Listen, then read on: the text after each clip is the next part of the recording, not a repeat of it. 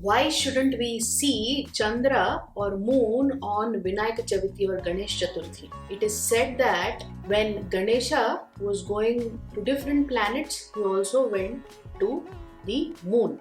When he went to the moon or Chandra laughed at Ganesha's figure, thinking that Chandra himself was very handsome. Ganesha got very angry. We know Ganesha is like a dwarf and he has a trunk, he has an elephant's head and all. So Ganesha got angry and said, I am going to curse you. So Ganesha curses Chandra and says that nobody should be seeing you. So when previously people were very happy seeing moon and admiring its beauty, now nobody is looking at Chandra. So Chandra is very embarrassed and goes and hides in the Milky Ocean.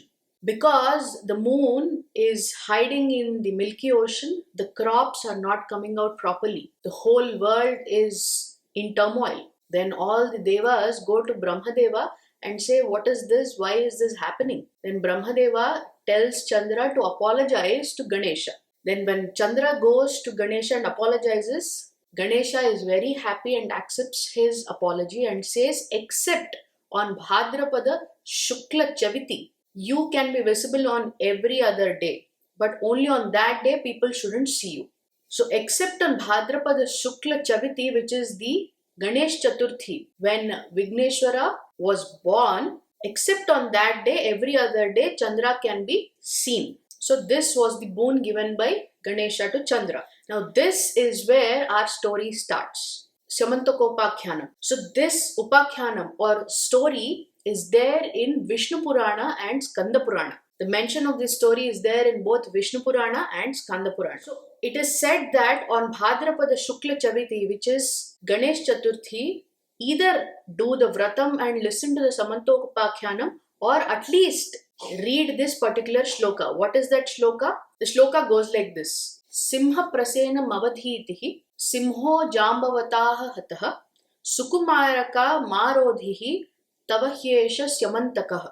That means a lion killed Prasena, lion was killed by Jambavanta, and Sukumara, who is the kid in the cave of Jambavanta, oh Sukumara, don't cry, this jewel Shyamantaka belongs to you. So at least read this shloka if you have seen moon on that day, is what these scriptures tell us. So what is this Shyamantaka Mani story? Shyamantakopakhyanam. Most of you might know this story. The first part of the story is known to almost everybody. The second part is what not many people know about. So do stick around till the end to know what is the second part. So the story starts with Satrajit. Satrajit was a Yadava chieftain and he was a great upasaka of the sun god. So he prays to sun god and obtains the Shyamantaka Mani in return for his prayers, for his upasana. So when the Shyamantaka Mani is worn by Satrajit, he actually looks like the sun god himself. So he comes to the Dwaraka Nagari, and when everybody sees Satrajit, they are impressed and they feel that sun god himself has come into Dwaraka. Sri Krishna also sees this and he tells Satrajit, if you give this jewel to King Ugrasena, Dwaraka and the whole country will prosper. So the attributes of Shyamantaka Mani is that wherever Shyamantaka Mani is present, that particular country has abundance of food, water, and there are no diseases, no problems, and no other natural calamities occur in that place. Shyamantaka Mani also gives gold every day. So these are the attributes of Shyamantaka Mani. So Krishna says this money, if given to the king, he will administer it properly and distribute the whole wealth to the country. But Satrajit is not happy with the suggestion made by Krishna. Krishna has this reputation of Makhan Chor or the thief of butter, right? So this kind of reputation precedes him. So Satrajit thinks that Krishna is out to get the Shyamantaka Mani by any means. So he gives this Shyamantaka Mani to his brother Prasenjit. One day, Prasenjit and Krishna go on a hunt in the countryside. So it becomes late in the night. Prasenjit goes to answer nature's call and forgets to wash his hands and feet. So he has got this asaucha in his body. So he hasn't washed his hands and feet, and because of this, Shyamantaka Mani kills him. How? In the form of a lion. So a lion comes and attacks him and kills him. So Krishna waits for Prasenjit, and Prasenjit doesn't come out. So he doesn't wait any longer, and because he was searching for Prasenjit, he looks at the sky and he sees the moon. That day happens to be Bhadrapada Shuddha Chaviti or Bhadrapada Shukla Chaviti, which is Ganesh Chaturthi. And he leaves for Dwaraka.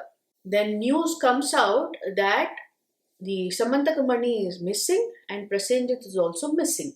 Then everybody starts pointing their fingers at Krishna.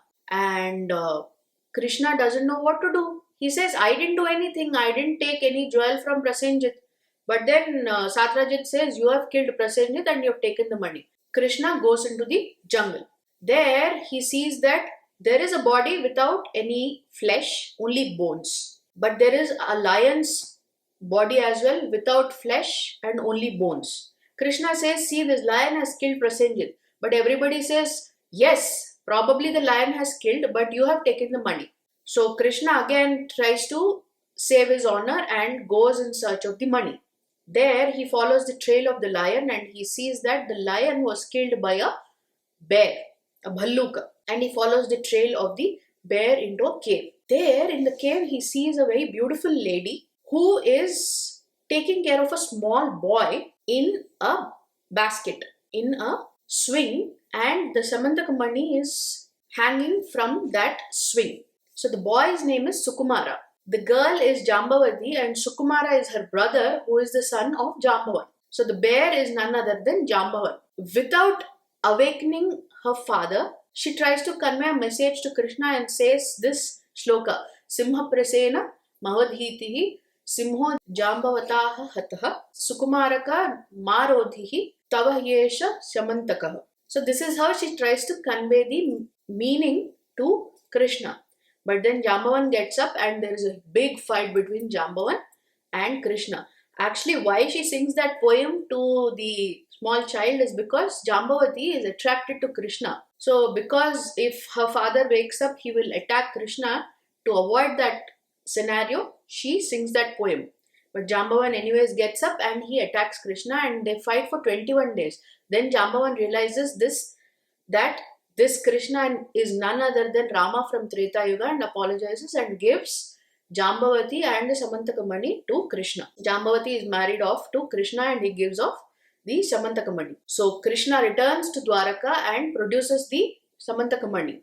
Then Satrajit understands that it was not Krishna who has stolen this Shyamantaka Mani and marries off Satyabhama, his daughter, to Krishna. This is the first part. This is what usually the katha ends. The Vinayaka Chaviti Vrata katha ends here when Satrajit marries off Satyabhama and gives off the jewel to Krishna. But this is not the end of the story. Now the second part starts. So what Krishna does is, he says, oh Satrajit, I don't want to keep this jewel. You only keep this. So Satrajit keeps the jewel with himself. Then there is a news which comes from Hastinapura saying that Pandavas and Kunti have been killed in Lakshagraha. Because Krishna is their relative, if he doesn't go and give his condolences to the king, Dhritarashtra, then there will be different types of talk which will come out. And hence, Krishna leaves for Hastinapura. In the meantime, there are three people in Dwaraka: Akrura, Sudhanva and Kritavarma. So Satrajit had actually promised to give away Satyabhama to either of these three people. But because of the Shyamantaka Mani episode, Satrajit marries off Satyabhama to Krishna. So these three people are very angry and want to take revenge on Satrajit. So this Akrura and Kritavarma provoke Sudhanva, and what Sudhanva does is he kills Satrajit in the night and takes away that Shyamantaka Mani. In that anger, they forget that Krishna will come back from Hastinapura. He is not going to stay back in Hastinapura. So then they start fearing. So Sudhanvan leaves Shyamantaka Mani and starts running. So when Krishna returns from Hastinapura, Satrajiti, who is Satyabhama, is crying and she tells what has happened. So Krishna says, I am going to follow Sudhanvan and kill him. So Balarama says, I am also coming along with you. So both of them go in a chariot and follow Sudhanva. So Sudhanva is going on a horse. They give a chase in the chariot and after a certain distance, the horse falls away and Sudanva is running on foot. So Krishna tells Balarama, oh brother, when somebody is running on foot, we can't pursue that person on chariot. So let me run after him and kill him and get the Shyamantaka Mani. So Krishna follows Sudanva and kills him. He searches everywhere on his body, Sudanva's body, and he doesn't find the Shyamantaka jewel anywhere. So he comes back and tells Balarama, oh brother, this is what I've seen. I've killed Sudanva, but I couldn't find the Shyamantaka jewel anywhere. Balarama gets angry now. He says, oh Krishna, your reputation of a thief follows you everywhere. Now, instead of giving the jewel so that both of us can divide it amongst ourselves, you're telling me a lie. I am going to King Janaka's place. I'm not going to stay with you. And this is how Balarama also deserts Krishna. Krishna is extremely unhappy. He doesn't know what to do. He returns to Dwaraka and he goes to Satyabhama and tells what has happened. Satyabhama also starts questioning Krishna. She says, though my father was the one who got the money from sun god, because Jambavati's father gave you that, you prefer Jambavati over me, and that is why you have given the jewel to Jambavati. And this is how she accuses Krishna. Krishna is surprised. Now he goes to Jambavati and tries to explain, but Jambavati also says that though my father has given you the jewel, you still think that Satrajit has the first right on the jewel and you have given the jewel to Satyabhama. So this way, he doesn't have support of his wives. In the meantime, Akrura had the Shyamantaka jewel. So he is very afraid of Krishna. At the same time, he doesn't want to leave Krishna. But because of this bad omen, because of this blood on his hands, he runs away to Kashi. There he finds peace. He starts donating all the money that he gets from Shyamantaka Mani daily, and there is prosperity in the kingdom of Kashi. So Krishna starts thinking, what has gone wrong? Then Narada comes. Oh Krishna, you have seen the moon on Bhadrapada Shukla Chaviti, and that is why the curse is following you. The curse of Ganesha is following you, who said that on that particular day you should not see moon. But on that particular day when Prasena died, you saw the moon, and that is why the curse is following you. So Krishna asks, what should I do? He says, you pray to Ganesha, he will guide you. Krishna prays to Lord Ganesha.